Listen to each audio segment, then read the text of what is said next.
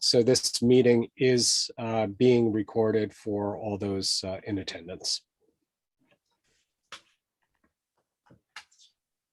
So, Mr. Chair, just to let you know, again, as stated, you're chairing the meeting, and at the end of this, near the end of this meeting, there'll be an election for a chair for the next year and vice chair. We had on the agenda the introduction of new members. As all is aware, our longtime chair, John Cosgrove, has stepped down, is not on the committee anymore. He is moved from town, is my understanding. And Mr. Rosenstock had previously announced that he was also moving from town and no longer on the committee. The select board has reappointed for the next year yourself and Mr. Tom Logren as well. And we're still hoping for new members to be appointed, and hopefully by the time that we meet again, we'll have some more new members. So there's nothing to do on item number 2, Mr. Chair. Item number 3 is the approval of the minutes from the last time the committee met, which is just over a year ago. Okay. So should we make a motion to approve the minutes from the June 3rd, 2021 meeting? I second that. You would need to call for the vote, Mr. Chair. We'd have to do a roll call because we're remote. Okay. So with the names, if you'd like, I'll do the roll call for you. Please. Yes. So Harold, how do you vote? Yes. Yes. Tom, how do you vote? Yes. And Mr. Chair, how do you vote? Yes. So it's 3-0. So, Mr. Chair, the superintendent of water and sewer, who is new to the committee has not met him formally. Michael Retsky is here to make a presentation, and I'll turn it over to Michael. Thank you. Hi, I was hired in October of 2021. For those who don't know me, my name is Mike Retsky. I'm also a resident of Needham. So I was working prior to this. I had a 30-year career. CDM Smith, consulting engineer, water, sewer, drain, and then came to Needham in January 2016. Worked with the building design and construction group up until October of 2021, at which time I transferred up to take over the superintendent's role for the water, sewer, and drain division for DPW. So as part of the meeting, if I can get into my notes, I'd like to do that. For those who have them in front of them, just to go over, I read the minutes from June of last year, and I thought I'd fill in some blanks and update you on where we're at. So there wasn't any unidirectional flow hydrant flushing that occurred in the fall as stated. We actually just did that this spring. So we completed it as of June 15th. We started it in May, and it's a 6 to 8 week process. So the flushing of the water mains and the hydrants was performed this past spring. Then there was a note on there about problems with 2 of the 3 wells, or the pump motors at the wells at the Charles River Water Treatment Facility. Those were fully resolved in July and August of 2021.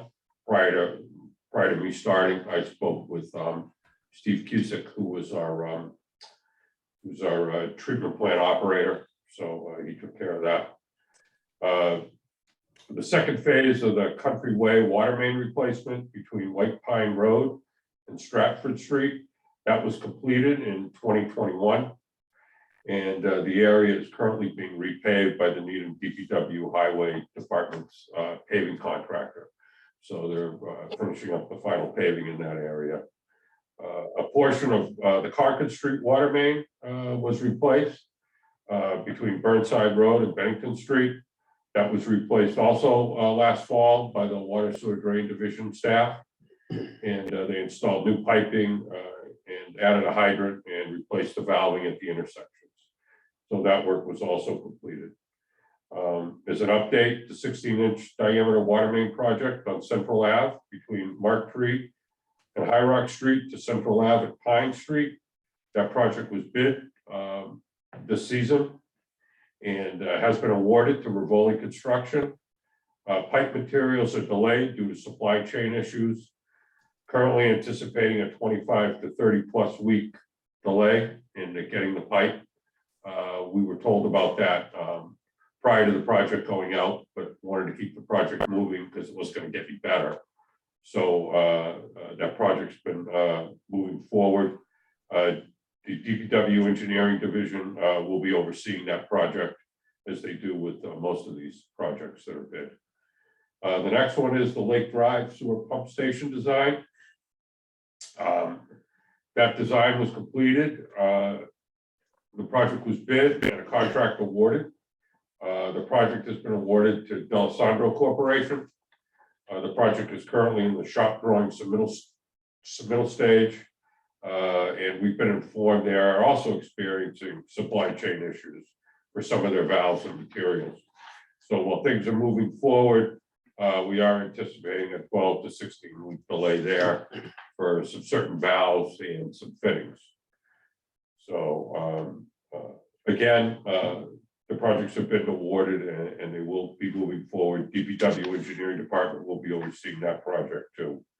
The next one, the Route 128 I-95 sewer interceptor replacement and rehab design study. That's been ongoing. And Needham DPW Engineering Department and their consultant engineer environmental partners is handling that. They're going to be rehabbing a large section of sewer in that area. They have hydrogen sulfide gases that are corroding some of the existing pipe. Some of the pipe needs to be upsided. That will run from Cheney Road up near Kendrick Street, just off of Greendale, down by 128, right through all the way down through Valley Road, then across Great Plain Ave, and onto the exit ramp there, over by 128-95. So there'll be some new pipe put in, and we're looking at the final option for that right now, and then they're going to award money for design and move that forward. So the last but not least is the Metropolitan Redundant Water Tunnel Program update. I just had my first meeting about a week ago with them on that and all the other member communities. They were in the process of phase 1B, which was subsurface investigation. I did put a blurb at the bottom of this. It was cut directly from the MWRA to talk about status. They came in beginning of May and looked at some subsurface geophysical boring work that needed to get done, and they're continuing with that.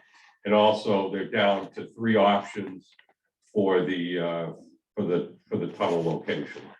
So and as soon as they pick that one final location, I can update everybody on that. The website for information is on the bottom of this. There's a link for it on the page, and you can go to that and get some more detailed information, maps, etc. That's pretty much what I had or what I saw from the last superintendent's update. So I just wanted to make sure we were following that and you guys are getting the latest and greatest. Thank you.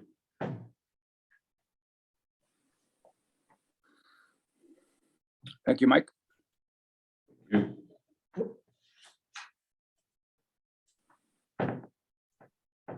We lost our chair for a moment. He's coming back.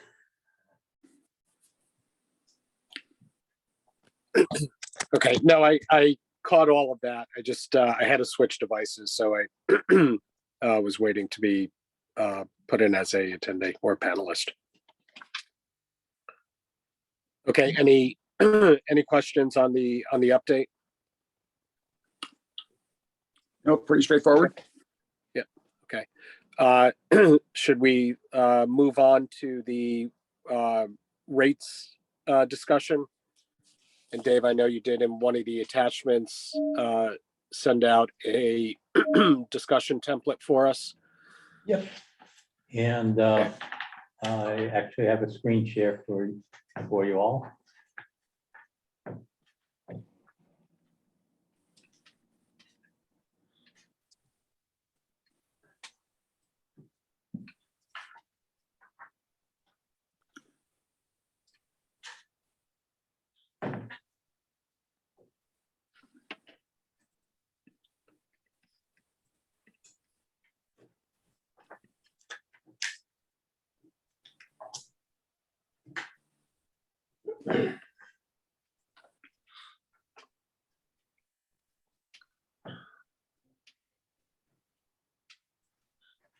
Okay, is everyone seeing preliminary for discussion only?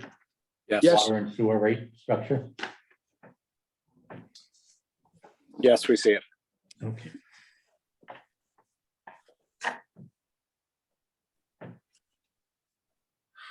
Mr. Chair, just to remind folks, first that Town Needham, consistent with the Department of Environmental Protection's requirements, has what's known as a block rate, which is an inclining, which means as you use more water, the rate per unit increases as you move up. We have a 4-step block rate. The first step is per quarter up to 600 cubic feet per quarter, which effectively is a low quantity user of water. The second step, which many residents fall into, is between 600 and 2,700 cubic feet per quarter. Third step, which larger families may end up falling in, is between 2,700 and 4,200 cubic feet in a quarter. And then the top step 4, is for any water up beyond 42 cubic feet per quarter per 3 months. Well, also shown is for commercial entities that are billed on a monthly basis. What you see is their step rates is 1/3 of the amounts that a resident has because it's monthly. The next screen is just to remind, next slide is just to remind everybody what the rate structure has been. Rates have been historically, the way that we try to approach our rate structure is to adopt rates that usually can stay into effect for a few years. And you look at the immediate past 6 fiscal years for fiscal 17, 18, and 19, we had the same water rates. There was the need to increase sewer rates in FY 18 from FY 17, and then a slight increase again in the sewer rates. But there was a decrease in the water rate in step 2 and step 3 in order to, because we were in a position to be able to mitigate some of the increase in the sewer rates. FY 20, those rates did increase, and that was the first of what was anticipated to be several rate increases in fiscal 21 and fiscal 22 because of the loss of Coca-Cola's activity, which was a significant user of town water, and all its billable, more than 99% of its usage fell in the top rate, which effectively provided a subsidy. With the loss of the Coca-Cola operation, we knew that there would need to be a rate adjustment a greater amount of a rate adjustment on the low end consumers to make up for that loss of subsidy. We also had COVID that had struck, and effectively, select board did not want to move forward with rate increases during that time period. So there's been no rate increase in the last 3 years. There, the next slide, I provide for a reminder what the bill consumption history has been for Needham. The complete fiscal years from fiscal 2015 to 2021. You can see the total billed consumption, and these are in 100 cubic feet quantities. What folks would see is that year over year, we were having a decline in total in total usage by Coca-Cola, and FY20 was the major drop when they basically shut down operations, and 21 is reflective of that. So Coca-Cola's decline each year, 15 was was almost an 11% decrease. 2016 was a 4.5% decrease. Then it decreased by another more than 21%. Then there was a slight uptick in 2018 at 12.5%. Then another decrease of 46.4%, and then there was the major decline in effectively Coca-Cola is no longer using water from the town of Needham. So Dave, if you took out the loss of Coke, would there still be an overall decline? Is that what we see in 2021? From that, there's been, for excluding Coca-Cola, the results have been mixed. Okay. And consumption amongst primary users it has been declining, but what adds to the volatility is the irrigation. The irrigation has some significant swings in terms of use. Okay, thank you. And we had similar light in billable sewer amounts. But doing an apples to apples comparison and looking at the rates, looking at the consumption pre-COVID versus COVID and the impacts, that we noticed several things that had happened. And for fiscal 22, we only have 9 months of billing records, so that's why we're doing an apples to apples comparison, is 9 months of billing in 18 through 22. Fiscal 18, 9 months of activity was pre-COVID, and fiscal 19 activity was pre-COVID. So when you look at the 18 column to the 19 column, and very important to your point, Mr. Chair, this is looking at consumption excluding Coca-Cola, because they're really, they are no longer a customer, a sizable customer, I should say. They still exist in Needham, but they're no different than any other commercial operation.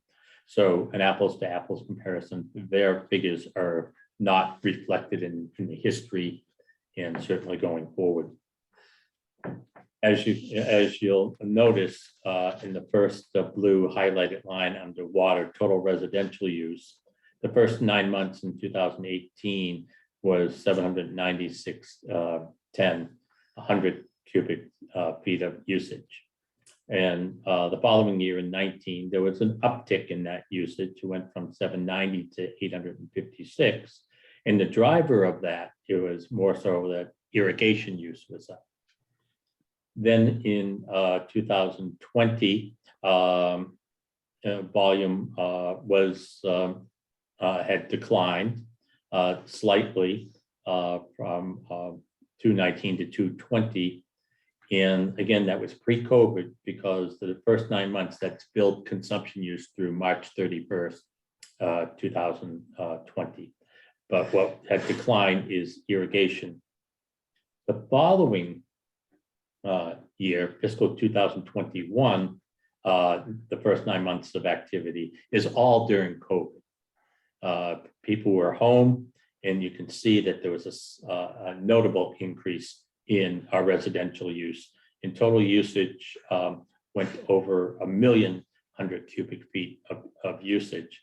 And you saw that usage was up not only inside the households, going from 555 to 644 100,000 cubic feet, but also irrigation was up significantly. And conversely, looking at the commercial domestic in irrigation use, you saw a drop off from in irrigation in commercial use, where in 2018, 2019, fairly consistent, 178 versus 179,000 cubic feet, a slight decline in 2020, but then a noticeable drop off in 2021 as many places were shuttered or not using as much water. Interestingly enough, though, irrigation was up for the commercial facilities as much as the residential. And in part, that's probably because it was a drier year, but also there was a thought because some places were watering even though there was nobody there. So Yeah, they shut off their meters. Dave, what was the first fiscal year where there was no irrigation water ban? Certain days were, I know for a while, were prohibited from irrigation, for residential irrigation. It started in 2020, but that ended up being a wet year. Fiscal 20 was the first, okay. Yes, the first, but the true impact, the combination of being at home and not having bans on usage was in 21, and in the drop down. Now, the first 9 months of 2022, what I call the COVID phasing out, slowly places were reopening.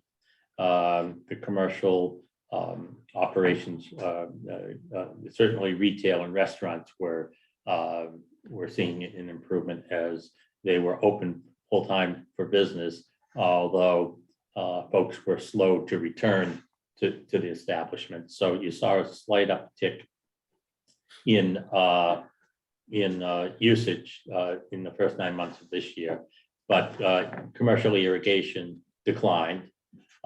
It declined just as residential irrigation declined when residential irrigation was 393,303, dropped down to 323,436, but still for residents higher than normal when you look at pre-COVID, but businesses certainly declined, and that clearly was a combination of a little wetter, and the fact is that the businesses were trying to cut costs, and certainly irrigation was one of the areas. So overall, if you look at the 9 months, to summarize, from 18 to 19, total billable water use was up 6.7%, driven by irrigation. Then in 2020, there was a decline in billable water, mostly driven by the decline in irrigation. Then there was a significant increase in billable water in 2021, even though that was COVID time, but that was driven more so by irrigation than it was by billable water. The residential usage was much higher, but not many residents would get up to the top step. So the commercial decline in water use, we were losing the most money because remember that inclining block rate. So for every cubic foot of water that they reduced the their use was the town lost the most revenue. But although residential usage was up and certainly people were seeing the water bills higher, many did not reach the top rate. So they would, folks were there only in step one, might have been in step one, step two. People who were step one and step two were probably creeped up to step three, and people that normally would be usage up to step three probably slid into step four. But almost all the commercial use was step four loss. Do you know, compared to before the pandemic, what the commercial vacancy rate is in town at this point? Is it approaching? I see where the numbers you're referring to. Is it approaching where it was pre-pandemic? Vacancy, the vacancy rates, I think, are slightly higher, but this wasn't driven by vacancy rates because in assessments, we found that that many of the landlords, the owners of the property, did not see a loss in rent. Even though some of the places were shuttered, they were still paying their rent because They were locked into leases. they were locked into leases, correct? And the building, So, and a similar like, because our billable sewer is based upon billable water, hence as water use decline, sewer continued to decline as well. The next slide is showing the last 5 completed fiscal years. You can see the amount of water that's getting billed at each step. And again, this is without Coca-Cola. And you can see this is total bill, both commercial and residential. The key is that although total use in 2021 for indoor use is the highest of the 5 years, over 1 million 100 cubic feet of water. The top step is lower, both 20 and 21 is 168, 169, but the non-COVID years, it was 208, 195, and 191. So to that point, with the commercial reductions, we were seeing that loss in the top step of billable water. And conversely, you look at the top, step one usage was up. As more people ended up using more water, and many people exceeded the top step and found themselves going into the second step. And you can see the same thing here. Step two was also higher. Similar concept here with secondary water in usage with fiscal 21, which was a combination of no ban, a warmer year, so usage was up for irrigation, and 442 was a record year. We also look at the billable water in terms of how of the total bill, how much was billed at step one, step two, step three, and step four. And as you can, and I show you what the 5-year average is from 17 to 21 of the amount of water. So effectively, for billed water, 29% of all billed water is at the step one rate. Just about 46.5% is at the step two rate, 5% is at the step three rate, and just over 19% is at the step four rate. And comparatively, the irrigation second meters is just under 17%, almost 34% at step two, 13% at step three, and 36% at step four. The next page is showing the same thing, but for sewer, again, how much is getting billed at each step. That's the background in terms of usage in the past, where it's getting billed at, and the percentage that's billed. The next thing is, which is one of the things the committee is focusing on, is in terms of making rate recommendations. The approach that we have taken, and hence is why it has had the effect of smoothing out rate changes. Most of the time, we look at it the last 15 years, we've been fairly good about being able to keep rates flat or smooth out, because we take a smoothing effect in terms of determining the rates, rather than from year to year, you saw that volatility in the rates, that if you're always setting your rates based upon what you assume you're going to use in any one year, you can have some spikes going up and some and declines the following year.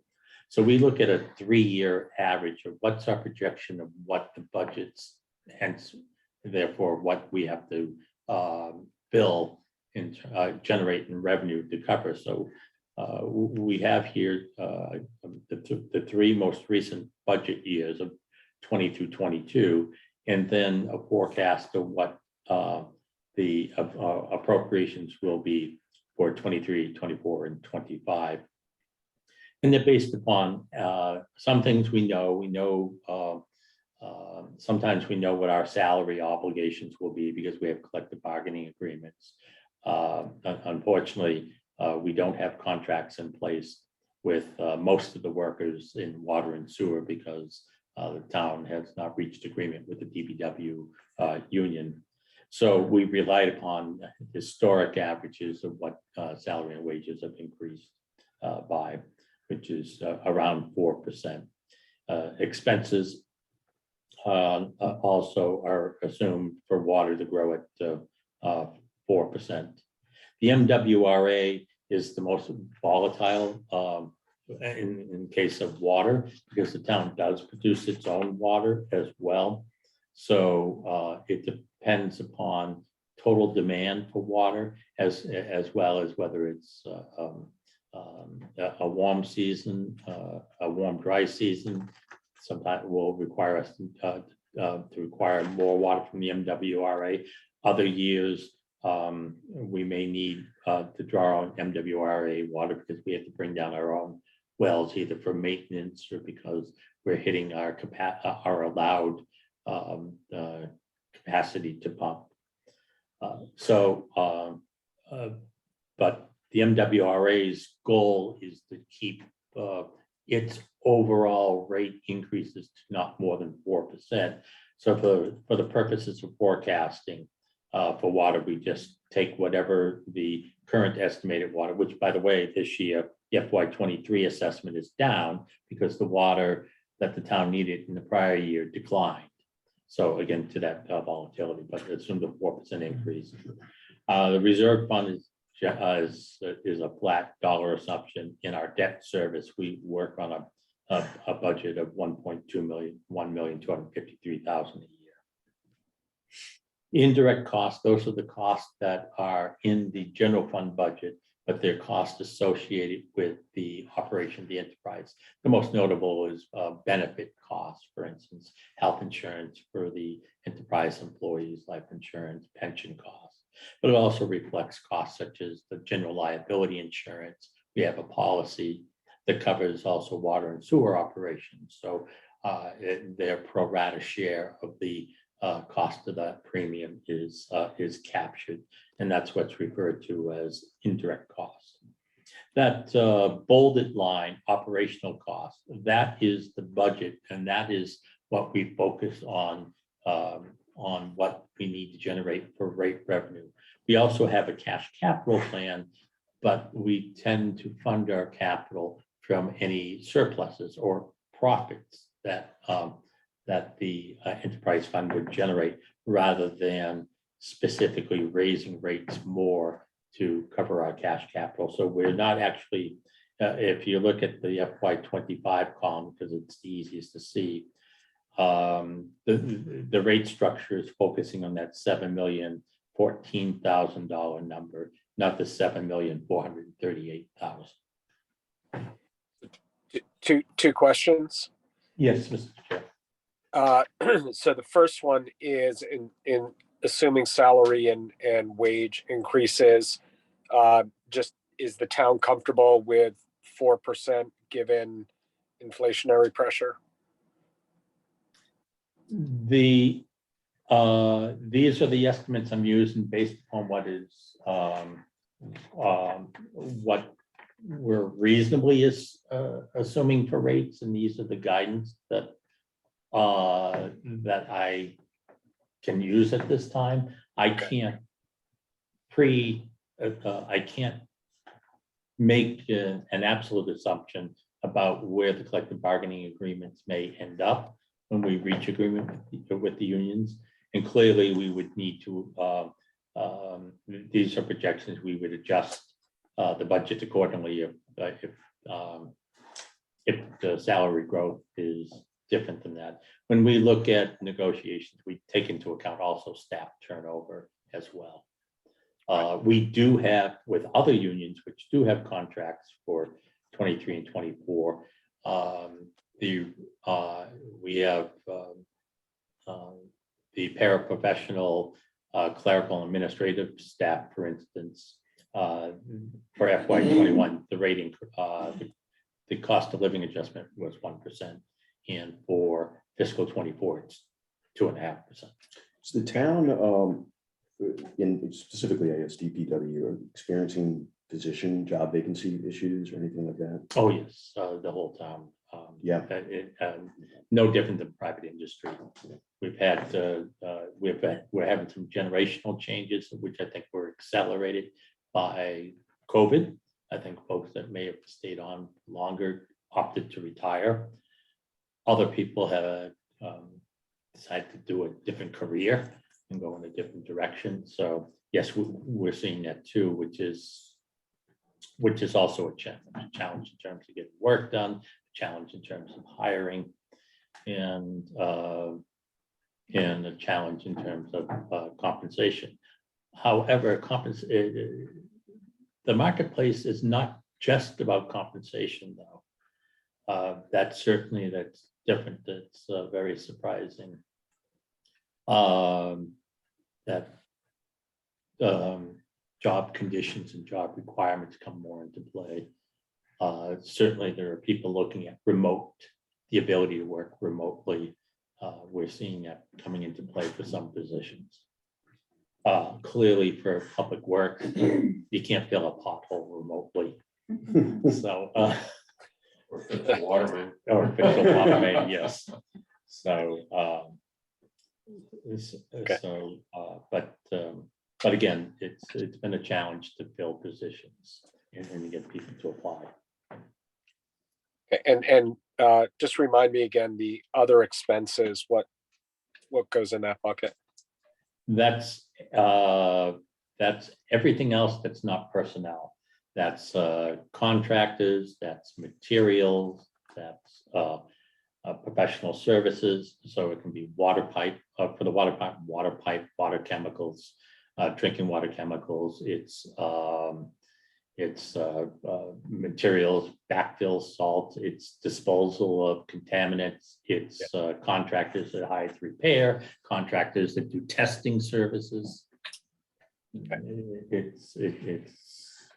It's basically anything that's not salary and wage. Thank you. The next item is just showing you the forecast on the sewer enterprise side. Sewer enterprise side, by far the biggest number there is the MWRA assessment. And again, our forecast is keeping with what the MWRA has told us, that is 4%, not more than 4% increases. So that's our assumption. Unlike water, this is not a line that you see a decline happen, because our flow is our flow. And the formula which the MWRA builds us is a mixture of what your contribution is in terms of flow. And second is our sewer population, and then our total population. For Needham, almost all of Needham is sewage, so there's not much of a difference in terms of those two populations. Some communities which are not as built out in terms of their sewer, that's a meaningful number. So that's why the MWRA has to take into account total population as well as sewer population.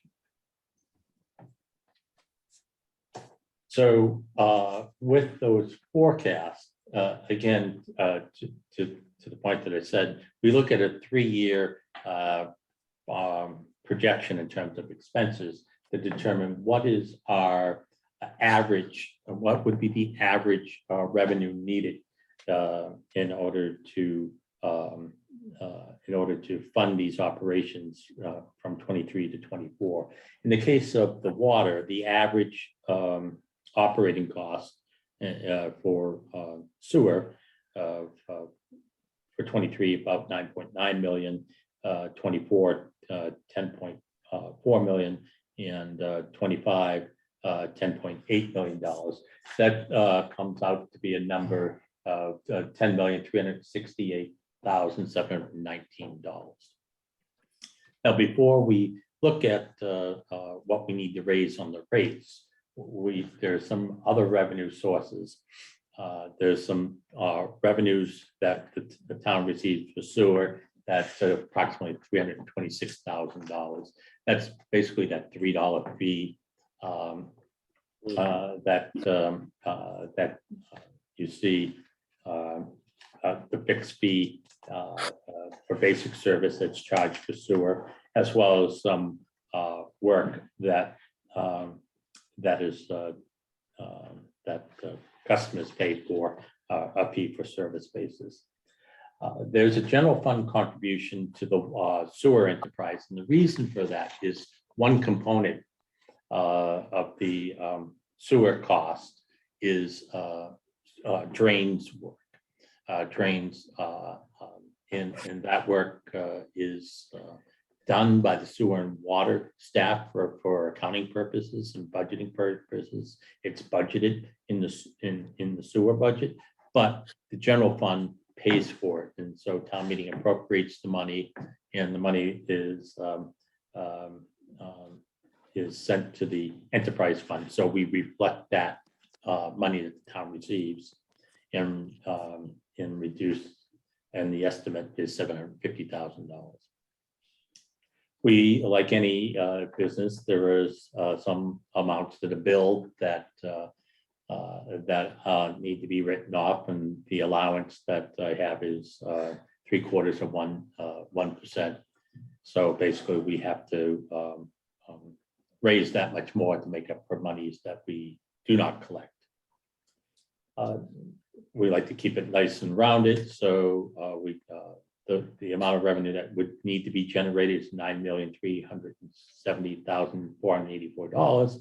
We like a nice even number, so we round that. So our user rate revenue target is $9,370,000. The next thing is, well, what's the estimated volume which we would be billing to billing to receive that $9,370,000? We use our 5-year average, and again, that's that table that you saw earlier, and in our 5-year average, and I'll just go back to that table for sewer. You can see that 5-year average. Again, that is 873,715.96, and that is in 100 cubic feet. So in total cubic feet, it's 87,371,596 cubic feet of sewer is our estimated volume to be billed. That would mean that if you had a flat rate, you would have a rate per 100 cubic feet of $10.72. Conversely, for water, the same situation. We are looking at $6,801,002 that we need to generate in water revenue. We have a fixed revenue stream of $700,000. What that is the basic service fee that's charged for a quarterly customer, $15 per quarter. Again, an allowance for doubtful accounts of $51,000, which brings us to a revenue target to raise from rates is $6,152,010, rounding, round down $10, flat $6,152,000. The estimated billable volume, looking at the 5-year average of usage, is 130,579,416 billable volume of water, which means that if water was charged at the same rate, it would be a rate of $4.71.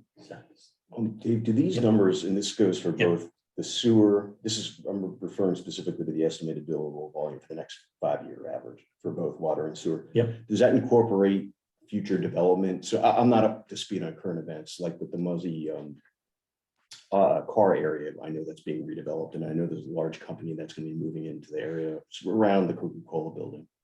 Yeah. I mean, do these numbers factor in that type of growth? No, that you can't estimate, and the Department of Revenue will not allow you to artificially try to keep rates low by hoping you're going to get volumes. We capture that when it does come on, because then it gets built into our volume. Okay. So, so it doesn't anticipate that, and nor does it anticipate the loss other than Coca-Cola, which we now know is out, and hence I had to pull those numbers out of there because we know that's gone. But normally it doesn't take into account, it does not make any assumption about businesses that might shut down operations or businesses that might come in, large housing developments that might be open. Okay. But that, and again, the volatility of the year to year, that's why we like to look at a minimum of 5-year average in terms of what we would use. So with that,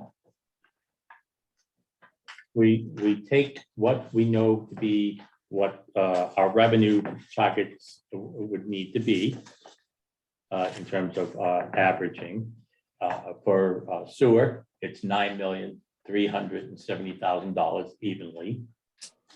The current rates that are in effect, and we look at our 5-year average in terms of what percentage of the volume is built at step 1, step 2, step 3, and step 4. And that, and you can just, that's a mathematical calculation. It comes down that would generate a revenue of $8,780,000, but our target is $9,370,000. So we have a shortfall, an estimated shortfall of $589,000, or 6.2%. In the case of water, same situation. We show estimated billable volumes both in the primary meter, which we call the domestic, and irrigation meters, and 34,000. It's important to do that breakout because the rate structure for irrigation is significantly higher. So this certainly captures the impact of that and looks at the percentage billable. In this case, we're looking at a shortfall of 287,000 for a 4.89% shortfall in terms of revenue. So before I go to 11 and 12, that's a sense of what we would be looking at if we were to just raise the water and sewer rates by a flat percentage amount, all the steps by 6.29% for sewer, and all the water steps by 4.89%. That would effectively eliminate the estimated deficits. So that would be a straightforward one. What I usually come back with is some sort of mix in terms of different scenarios, and to be prepared for the next meeting, which I can show that this is where I need the committee's feedback. Is the committee would like to see not only what would be the impact of a across the board 6.3% increase and a 4.9% increase in water rates, but maybe a rate structure where perhaps the higher tier rates see a higher percentage increase and the lower tier rates see a smaller percent increase in order to shift some of that burden from the lower steps to the higher steps. And in addition, should we look at increasing just the user rates, or would the committee be interested in seeing if we had increased the basic service fee? In other words, that $15, do we increase the basic service fee by some dollar amount?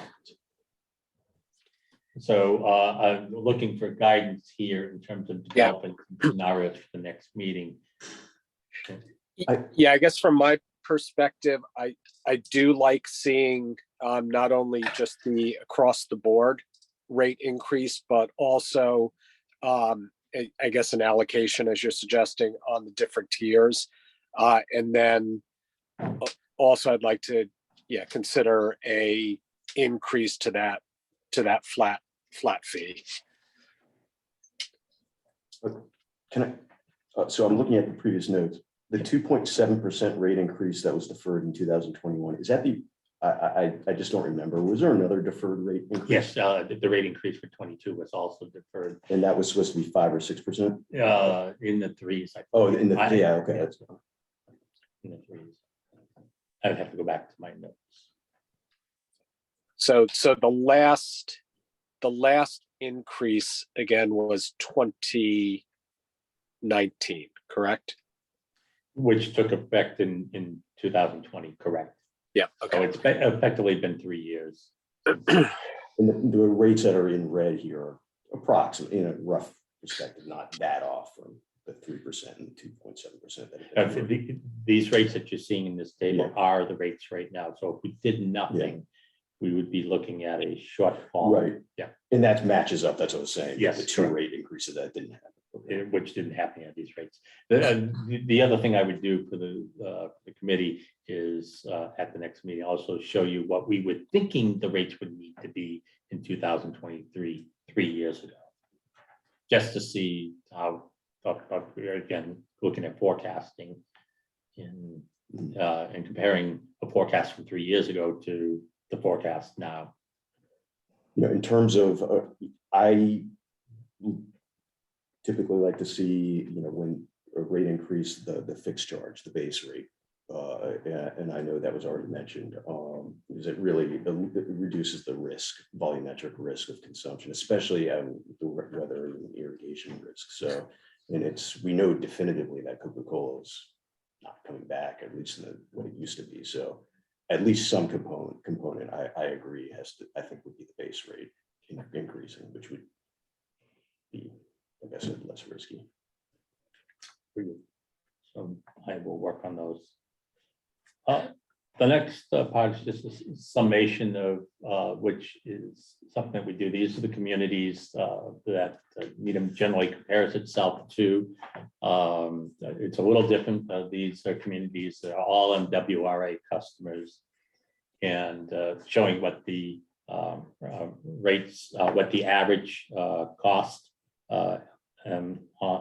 is per customer. And this is an apples to apples comparison. So this is taking people's rate structure and applying the United States Standard Public Works Association that the average household uses 12,000 cubic feet of water per year. So this information is compiled by the MWRA, and I extract that data and report it.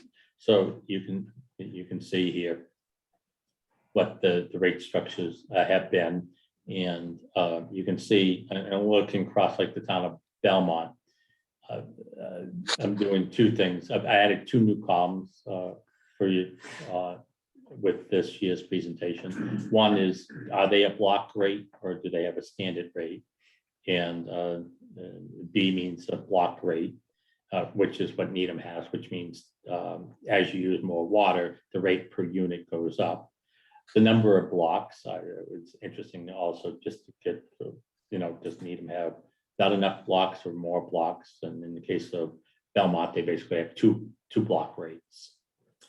And then what their annual bill has been.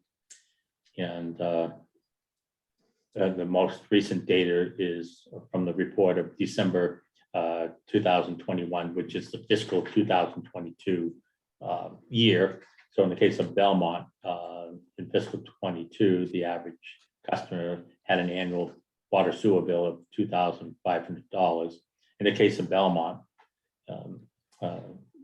they did not adjust their rates. So Belmont seems to be sort of what Needham was doing during COVID times, was holding off. So there was no change in the billable rate. The change in the annual cost over 3 years, there was nothing. The 5-year change in Belmont was 2.56. And the rates, in other words, comparing 2021 to 2011, the annual cost went up 26.3%. And you see that percentage increase for each of the communities. Cambridge, which has five steps, Canton, 4 steps, and you're going right down to the bottom.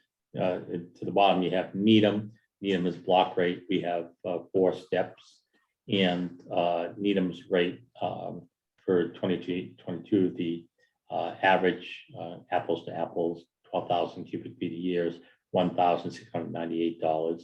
No change in 1 year. In 3-year change is at 2.7%. 5-year change is at 4.1%. And the 10-year change is 14.6%. So Needham, in comparison to its peers, it's overall has been in sort of representative. Needham's been able to moderate its rate increases. In comparison to, it's almost 1/2 what the average is in terms of rate volatility. We also fall in the middle tier of the communities in terms of our billable rate. So not only is our rate is flatter than the other communities in terms of percentage increase over a 10-year period, but we're in the middle of the communities in terms of annual bill. So many of these communities, they not only have a higher percentage, but they also have a higher bill overall. The next and last one is telling, this is looking at actual average billing. So this is not an apples to apples comparison. This is looking at what the average bill is in the communities based upon what the average household is using. And the purpose of this is this gets into the issue of conservation and not. A couple of things that are very telling. So we have the most recent report, but the average for town of Belmont, the average annual consumption in Belmont is 7,630 cubic feet, compared to the 2016 report, or 5 years ago, where the average consumption was 9,010 cubic feet of water. So clearly went down. And then from 2006, the first year that this sort of data was being captured, the average Belmont household was using 9,610 cubic feet. So basically a change in the average household use of was a decline of 1,980, or a 20% drop. So clearly there's been a decrease in usage, and conservation efforts seem to have increased. You look at those same things in terms of the bill, the average bill in Belmont is based upon its actual average of usage is $1,647, compared to 2006, which was $1,300. So they used more water in 2006, but the average bill was less. And of course, that's reflecting inflationary costs. So the average bill for the Belmont household is $347 more in 2021 than it was in 2006, or a 26.7% increase. And you see that total for each of the communities going down. Now we go down to Needham. This is interesting. Needham, in the most recent data report, was 10,180 compared to the report of 2016, it was 9,190, and even in 2006 it was 9,880, or an increase of 300 cubic feet. Clearly an indication, and again, these are households. This isn't commercial usage. This is residential usage. A 3% increase. And this is sort of maybe an indication of that without a water restriction, whereas Belmont had water restrictions. Many communities in this list had water restrictions. Needham residents watered more. And again, if you remember from that chart, the greatest volatility was in the irrigation, and the irrigation water use was up significantly. And that's certainly reflected in that Needham. In all the communities that we compare ourselves to, only 2 other communities saw an increase in water usage over what it was in 2006 in the basemark, being the towns of Dedham and the town of Westwood. All the other communities, the average actual usage declined. For Needham, that reflects an average bill of $1,433 compared to 2006 of $1,214, an increase of $219. So a net increase from 2006 to 2021 of $219, or an 18% increase. So you think about like Belmont's had a 26.7% increase in the average bill, but their usage has also declined.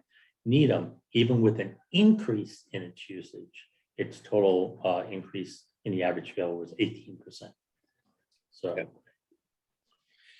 Yeah, I mean, I don't think that price is going to drive conservation of water or alter behavior.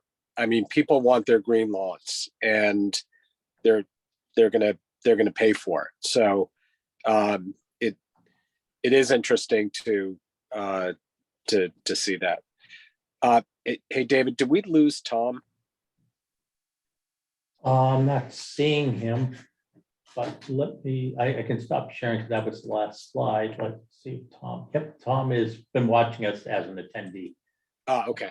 And let me get him back in so he can speak.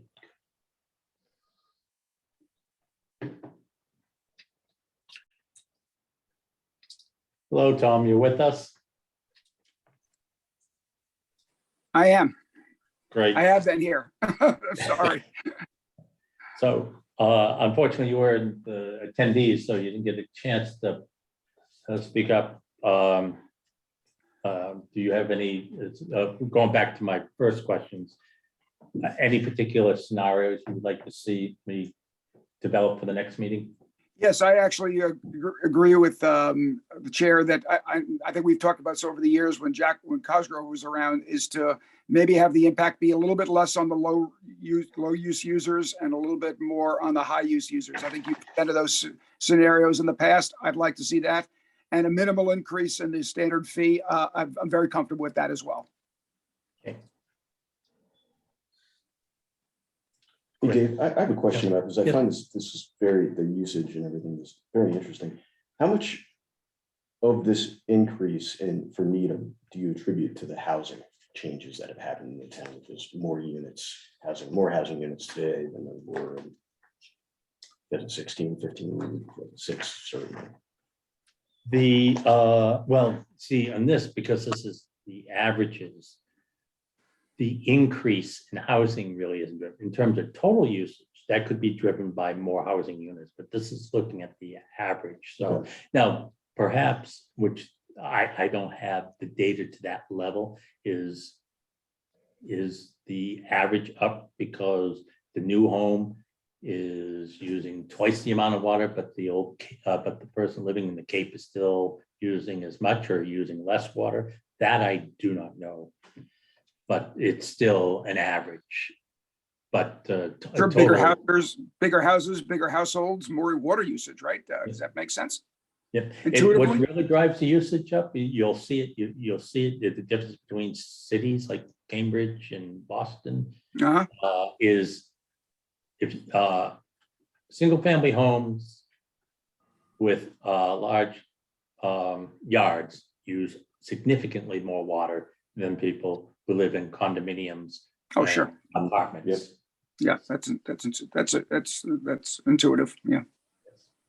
And I seem to remember a discussion of committee going back maybe a year or two, where new construction water efficiency is a lot greater than, the older Cape or, some of the older homes in Needham. I remember that, John. Yep. And that is true. I mean, the new units are certainly have all the water conservation devices into place, so they're using water use more efficiently. I'm sorry. The appliances are using water more efficiently, but individually, but even with all those efficiencies, there seems to be an uptake in total water usage. Yeah. I've got to excuse myself. I have a conservation commission meeting I have to attend. Is that? That's perfectly fine. Thank you. Appreciate Take it. care, Mike. We'll see you later. Nice meeting you. Good to see you, Mike. Nice meeting you. Thank you. Nice meeting you all too. So I will work on those on those scenarios for the next meeting. So Dave, one of the, and I don't know if this is maybe a different topic, but we look at usage decline and costs remain the same. It's I guess the cost of flying an airplane, whether it's one person or full, you have fixed costs with it. But are we looking at ways to reduce costs, or is that just the infrastructure is the infrastructure? Are there ways to make the infrastructure more efficient, or is that part of the discussion? And maybe it's not for this committee, but over time, I would hope that that's a discussion taking place somewhere. The short answer is yes. Of course, we're always looking. Customers, select board, finance committee, town meeting, they all certainly want to make sure that we're being efficient. And the answer is yes, we do that in terms of low, try to control costs. But to the point is it's infrastructure heavy expenditures, like any public utility, electricity, natural gas. So that's the major portion of our cost, and pipes have to be replaced, sewer lines need to be relined, and unfortunately, what's happening in the marketplace, those particular things, the basic necessities of life are becoming the most expensive. Right. To do, and that's what's driving some of the costs that we're incurring. But in terms of efficiencies through electronics, there have not been an increase in staff in many years, although the size of the network and such has increased. So our efficiency in terms of work done by employee has improved over the years. We are always, we go out to bid for everything that we do. And hence that we know that the pricing that we get is reflective of the current markets. Yeah. Thank you.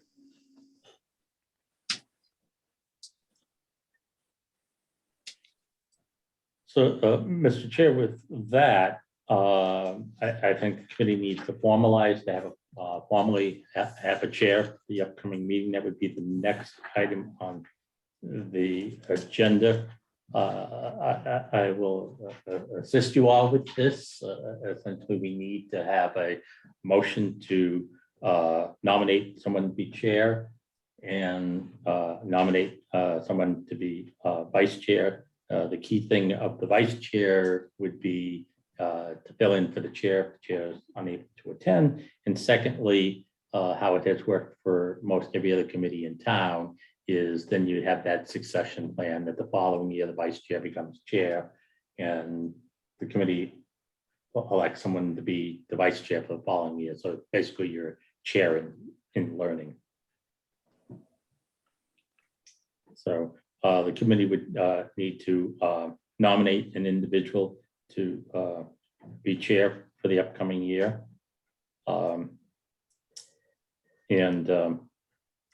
I think particularly since we don't have a full committee, so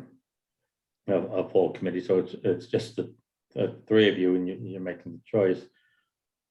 I would recommend, but it's all your choice, that seniority would be a benefit now, and I would suggest to anybody that would make such a motion that John be nominated to be chair and that Tom be nominated to be vice chair. But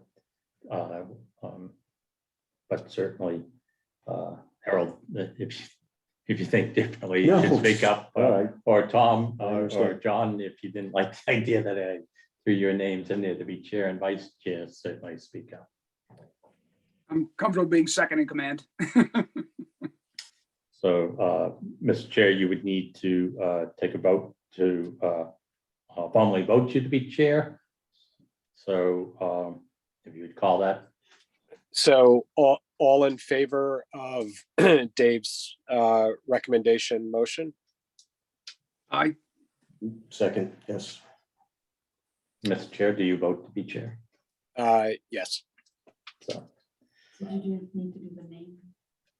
yes, the name, the roll call, well, in this case, it's so simple, it's with three individuals. You can reflect the three.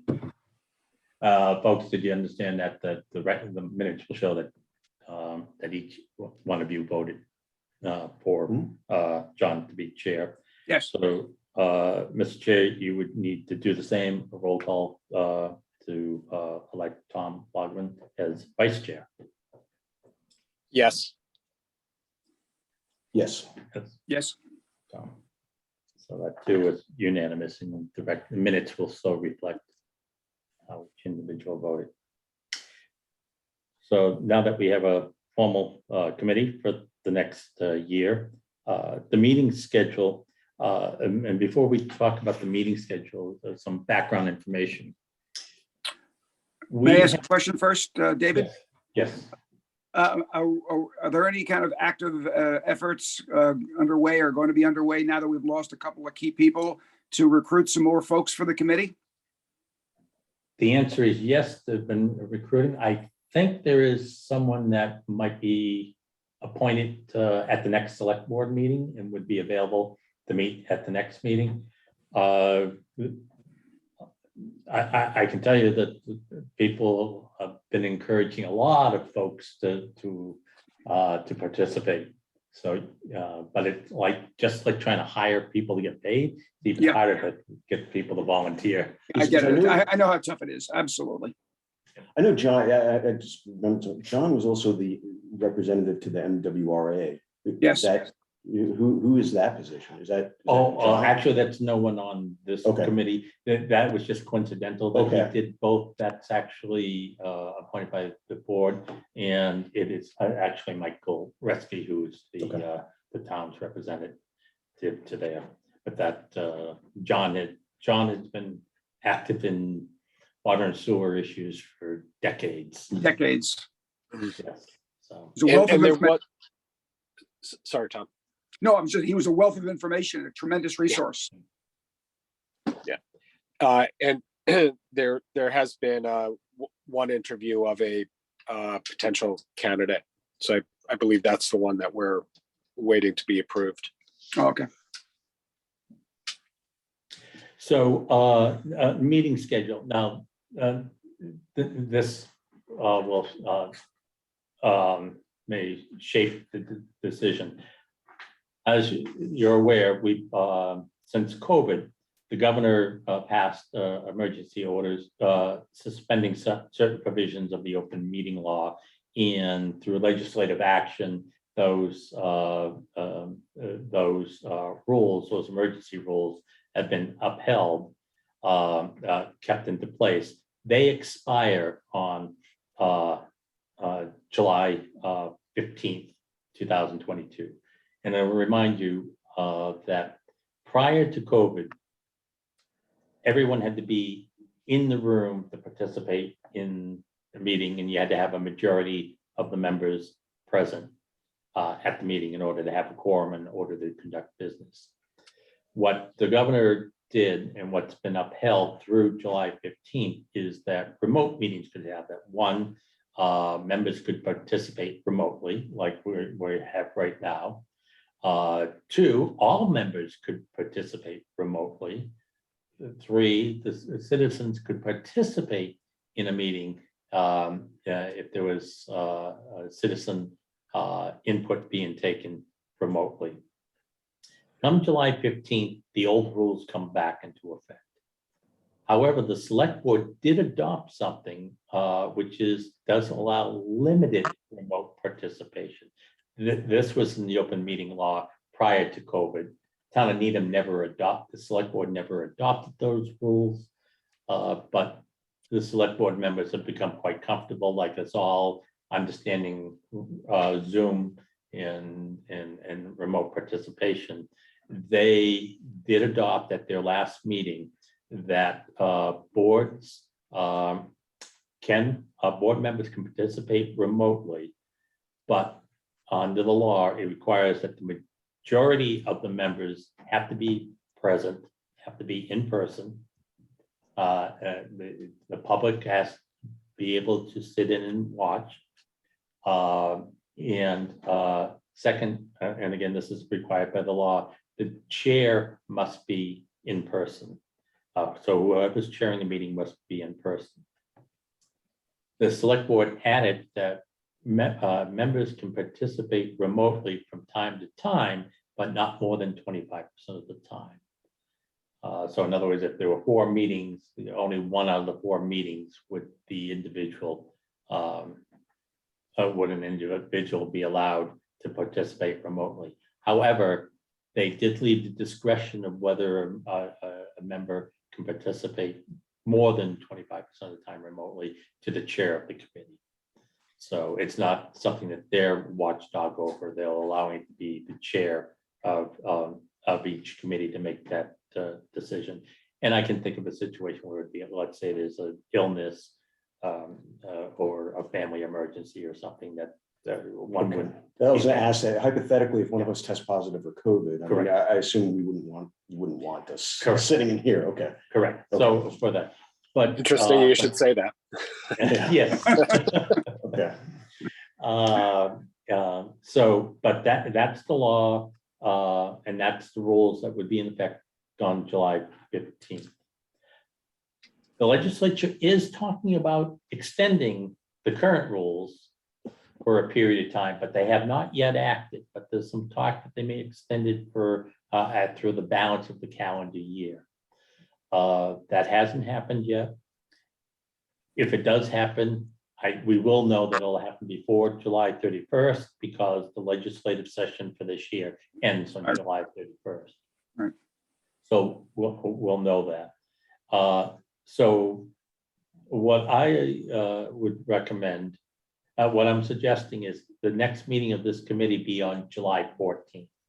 July 14th is the day before July 15th. So the way that we're doing the meeting now, we can still do that all the members can participate remotely, some of the members or none of the members. The chair would not be required to be in the room if for some reason the chair could not be in the room, and we could still hold the meeting because it's July 14th. The other reason for suggesting that is the select board public hearing on the water and sewer rates would be on the 26th. So the 14th certainly gives us committee time to certainly see what it is that I present to you for consideration. And if for some reason at that meeting you want additional time to ponder, there would be it's basically almost 2 weeks apart. So you could theoretically have a third meeting if the committee wanted to do so. So there are two advantages. One, certainly on the 14th, we know what the open meeting rules are right now, so that we can do this. And two, if there's a need for a third meeting, there's ample time to have a third meeting. Dave, and I may have indicated this to you, but the week of the week of the 11th, I'm on holiday. So would it be possible to move the meeting up to the prior week? Or does it have to fall on a Thursday? Oh, there's no reason it has to fall on a Thursday. I was just tradition. It certainly can be any day of the week unless I have a conflict with another committee. Those committees would be the select board or the finance committee. Those are two that I'm always obligated to be at. But I don't have the week of the 4th. I can do the 5th, I can do the 6th, I can do the 7th. I can't do the 7th. Okay. So is there any day desirable to any of you? Later in the week for me, and I'm going to be out of town as well, so I will have to be remotely, but I'd rather prefer that it be later that week, either Thursday or Friday of that week. Could we do this the 7th, and I would be there. Okay. Harold has conflict. He can't do this. Oh, okay. Okay. Is there a Friday the 8th? Remember, remote is an option still, so. It has Yeah. to be for me because I'm going to be out of town. So the 8th works, 7th or 8th. Does Okay. that work for you, John? Yeah, either one works for me. So I think Harold, you're saying the only Only one the that 8th. works for you is the 8th. Yeah. Yep, that works for me. What time of day is good for you all? I can do earlier in the day. Same here. Wide open for me. Yeah, Wide so open. I mean, Okay, let me just look. Yeah, I really anytime of day. The only meeting I have is 9 to 10 in the morning, and then I could do anything after that. how about Same here. 12 o'clock? 12? now. 12 it is. Sounds good to me. Sounds good. Catherine, can you do that? Okay. Okay, so I'll post the committee for the 8th of July. And again, remote is an option, Tom. Thanks. Yeah, because I'm going to be out of town as well. So I appreciate that. Yep. And Harold, same thing. If you can't be in person, remote's an option. I'll be. And same thing, John. Yeah, I should be here. Okay. Yeah. And I don't, are there any topics that you didn't anticipate that you want to raise? No, very thorough meeting, David, as usual. Yes. Thank you. Motion to adjourn. Second, Yes. So just call for the vote. Mr. Chair. Tom, yes, I move to adjourn. Harold, Yes. and yes. And we're adjourned at 8:31. Thank you, everyone. All right.